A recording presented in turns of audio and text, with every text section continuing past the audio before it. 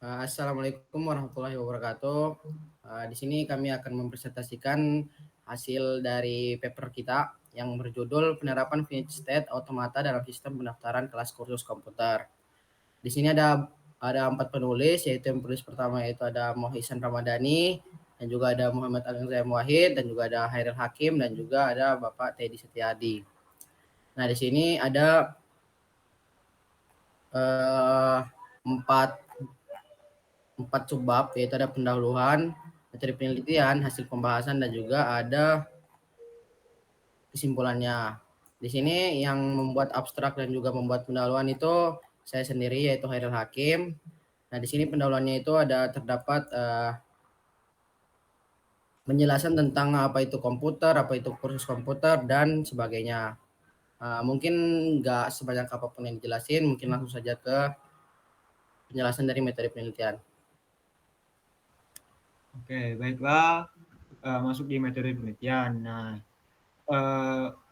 metode penelitian yang kami gunakan itu mencakup pemahaman terhadap proses pemilihan kelas kursus yang melibatkan mengidentifikasi konsep tingkat kursus, penyebaran informasi, serta proses penentuan kelas kursus yang sesuai.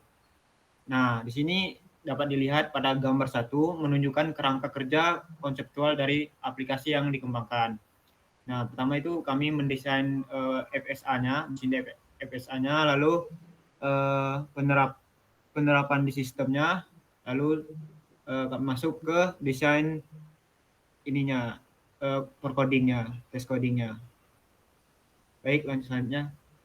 Kemudian di bagian hasil dan pembahasan itu saya sendiri bisa dilihat di sini ada terdapat simbol-simbol yang digunakan dalam FSA itu terdapat start, final state, dan transition.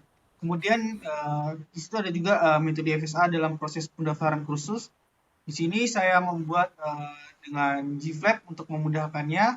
Kemudian di situ terdapat keterangan, beberapa keterangan ya, list-list keterangannya, dan ada transisi. Kemudian di perancangan sistem saya membuat use case diagram dengan Drive.io untuk memberikan gambaran mengenai aktivitas yang dilakukan pada situs web atau situs web tes atau quiz. Kemudian di bawahnya lagi itu terdapat activity diagram yang menggambarkan alur kerja atau aktivitas yang terjadi dalam sistem yang kami rancang. Kemudian selanjutnya ada desain aplikasi. Di sini terdapat beberapa halaman login. Terus ada halaman pilihan tes, kemudian yang terakhir adalah halaman tes. Di sini saya menggunakan Figma untuk desain aplikasinya untuk selanjutnya dibuat dalam bentuk web. Oke, kesimpulan. Kesimpulannya penerapan FSA dan tipe NFA terbukti sangat efektif dalam menentukan program pendaftaran kelas serta memberikan pemahaman yang jelas mengenai sistem pemilihan program pelatihan yang sesuai. Dengan model NFA, proses pemodelan menjadi lebih cepat, terorganisir, dan efisien. Transisi antar state mempermudah pendefinisian hubungan dan fungsi dalam aplikasi, sehingga mengurangi risiko kesalahan dalam proses pengembangan. Penentuan kelas dilakukan secara otomatis oleh sistem berdasarkan alur state yang telah disesuaikan dengan kriteria tertentu. Melalui program ini, anggota diharapkan dapat lebih mudah menemukan kelas yang sesuai dengan tingkat kemampuan dan pengetahuan mereka. Oke, baik Pak. Di sini juga kita memakai ada 15 referensi dari jurnal dan juga maupun website. Baik, di sini saya akan lanjut menjelaskan tentang dari hasil cek plagiasi dari paper kita. Di sini hasil cek plagiasi yang dari paper kita terdapat 13% untuk similarity index-nya dan juga 13% dari internet source-nya. Dan juga untuk paper kita ini Pak sudah terbit di jurnal Cahaya Ilmu Bangsa yang dikelola oleh Cahaya Ilmu Bangsa. Di sini ada judulnya, ada autornya, dan juga ada instansinya.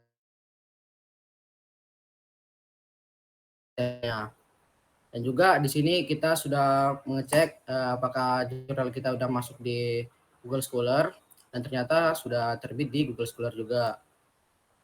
Nah, ini untuk jurnal kita, artikel kita yang sudah terbit di Google Scholar, dan juga di jurnal jurnal kohesi sains dan teknologi. Di sini juga udah ada DOI-nya dan juga ada nama penulis serta abstrak dan juga citasinya. Dan mungkin itu saja dari kami.